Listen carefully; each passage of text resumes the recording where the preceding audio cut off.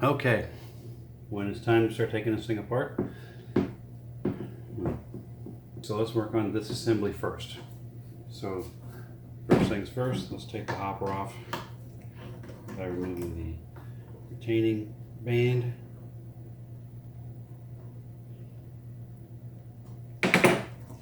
Which is a 5/16 nut. And then we'll slowly wiggle this off. These don't come off easy, so you gotta wiggle them off.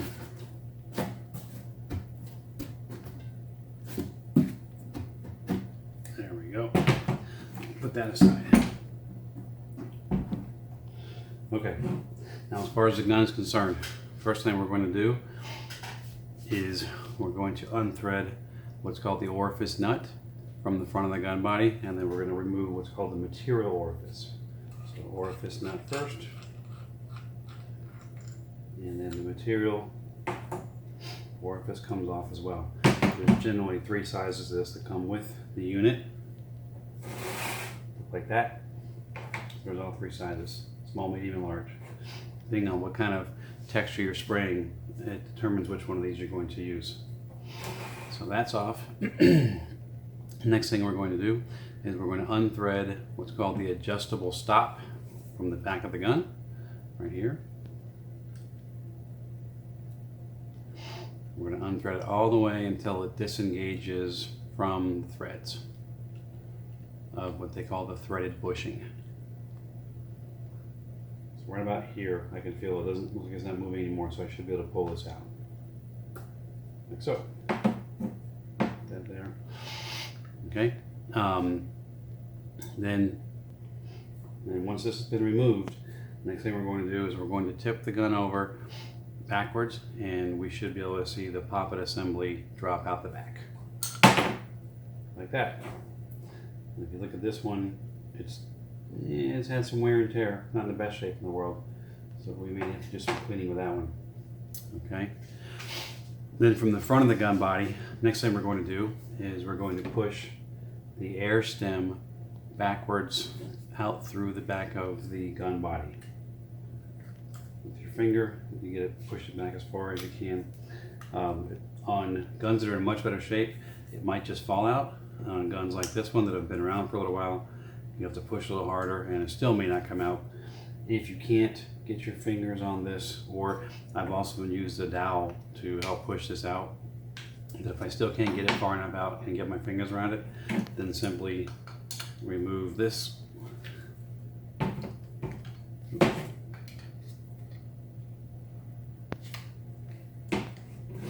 This piece with an adjustable wrench.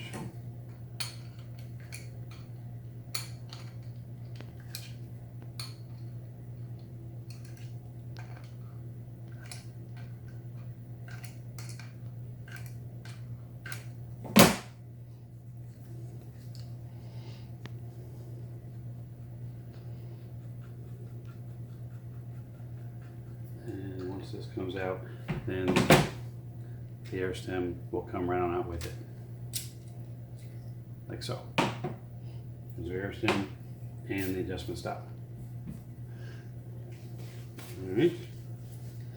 That's pretty much all there is to taking the gun apart. And if you look down, you can see down the hole of the gun. You can see it's basically empty. The only thing left to take off would be the trigger assembly, which in most cases, unless for some reason there's something wrong with this and it's not working, this doesn't have to come off. Additionally, there is a guide nut here that if you wanted to, you could take off. The only reason why I'd consider taking it off is to see if it's got debris or dirt or anything else inside of it that might be impeding the operation of the air stem. So this can come off as well with an adjustable wrench. A little bit more difficult to maneuver because of the trigger. And with gloves on.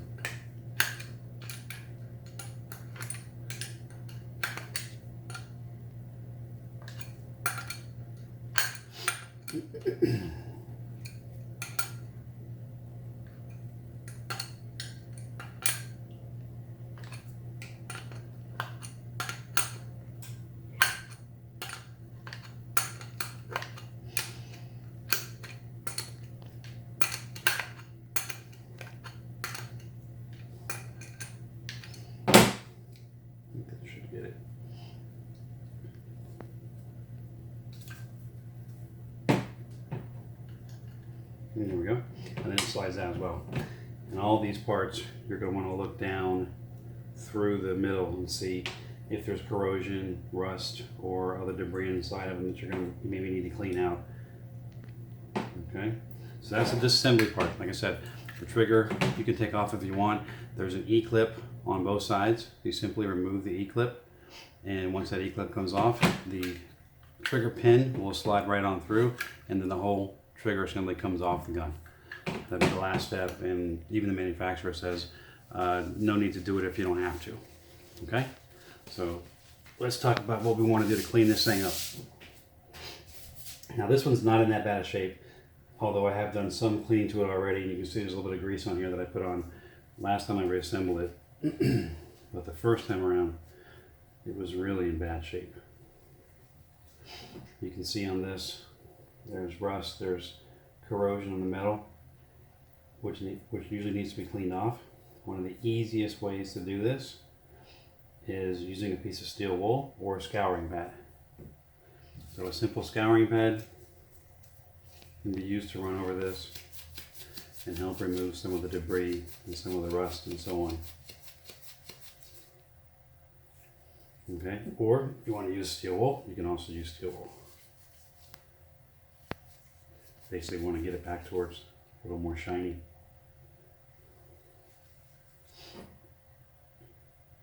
Yeah, it looks a little better. Like I said, I've already cleaned this one, so it's not in too bad a shape.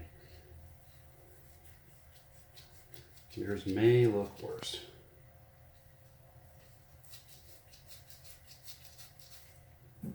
Okay. Okay, so we'll leave him to put back in. With the other parts, like for instance, the adjustment stop, this one of the easy ways to clean this, or even this nut we didn't have a name that we took out, which also, as you can see, this has to slide through. One of the ways you can clean these is using a good old-fashioned trusty cordless drill with a wire brush. So here's an easy way to go through and clean this out.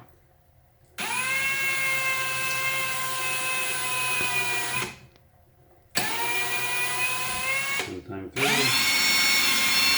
and then back. And I'll see a much cleaner inside.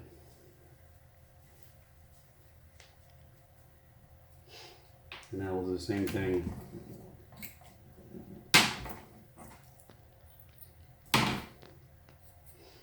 with this other fitting as well.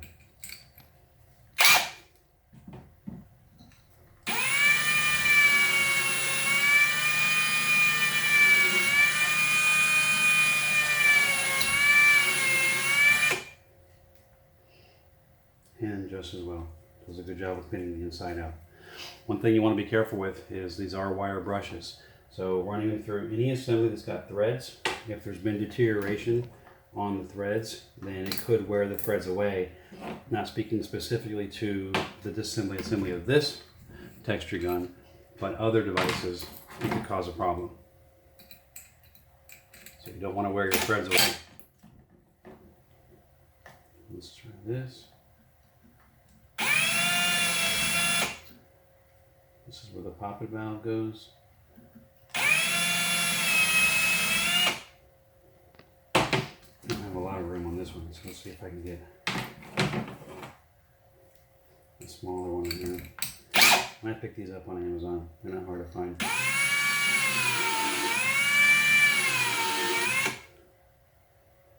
That's better. Okay.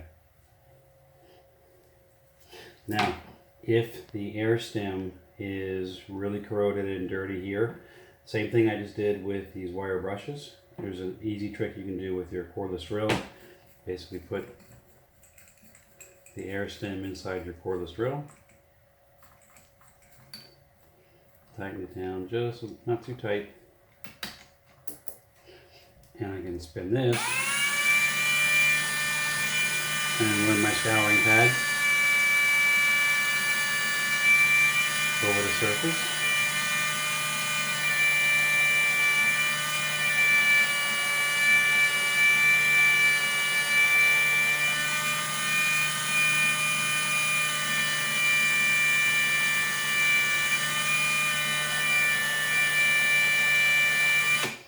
clean off some of that debris. Again, I've already done this once, so this guy's getting a lot cleaner, a lot nicer than it was a day or so ago.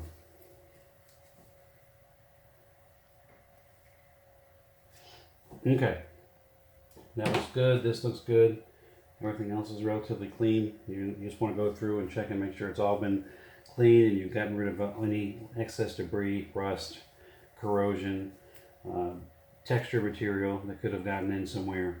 You want to get rid of all that before reassembly.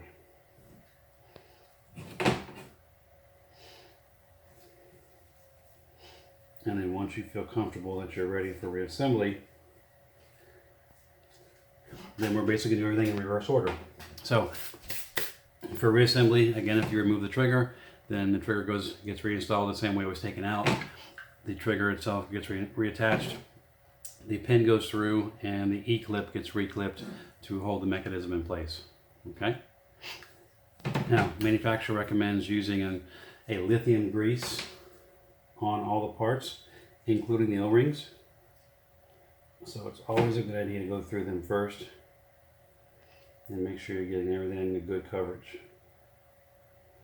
This reminds me of the old days of playing paintball.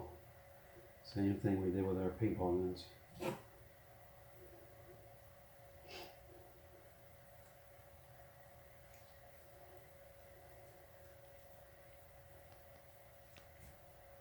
Clean these guys up as well.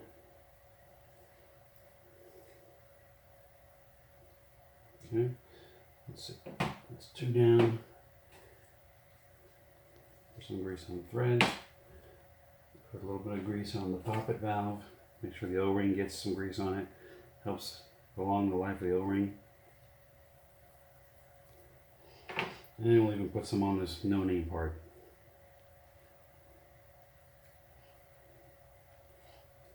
Okay, so what we'll do first is normally manufacturer wants you to put the air stem back in first, but the thing is if we reinsert the air stem, the air stem goes in this way because this is the end that blows air to push texture material out through the orifice. If we put this guy in first, we're gonna have a problem because we haven't attached our no-name part. So no-name part goes in first.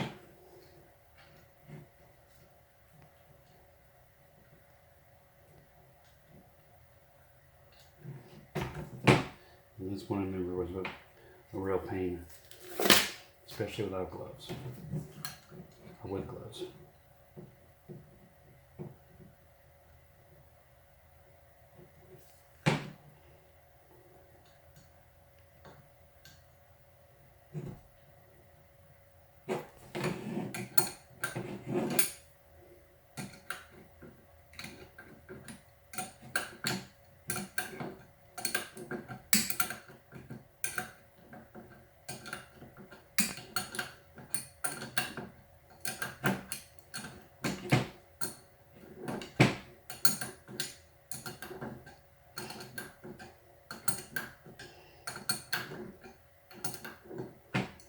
Right. Tight enough. You don't want to over tighten these because these texture guns are not made of the best metal known to man. So if you over tighten something, you could strip it out. Okay, so now that he's back in place, now we can go ahead and put the air stem in, slide it through. Make sure you keep the trigger assembly out of the way. Slide all the way through and then push it in. Okay? And if you want to use your dowel to make sure it goes in all the way, you can push it all the way. Once that's in all the way, we drop our poppet valve in with the small end first, like so. Once the poppet valve is in, we screw in the back of the adjustment ring.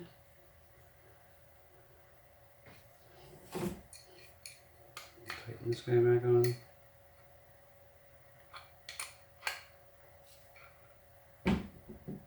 And again, not too tight. Okay, and then once he's on, final step is we will make sure that we can see that the stem is in the middle, because otherwise it'll bind up when we try this. And we slide in, there we go, the adjustment. Stop. I'll take it to right about where I don't see threads anymore. Okay, now we're back in. Last thing that goes in after all that is our orifice, and I'm going to put back in the large diaphragm orifice and then our orifice ring, or orifice nut as they call it. And that's it. We've been reassembled. Now the trigger's got good spring action. If I back this up, I'm just going to get a good trigger pull on this. Everything works good. My adjustment dial still works. We're ready to reassemble. We can put our hopper back on and test this baby out.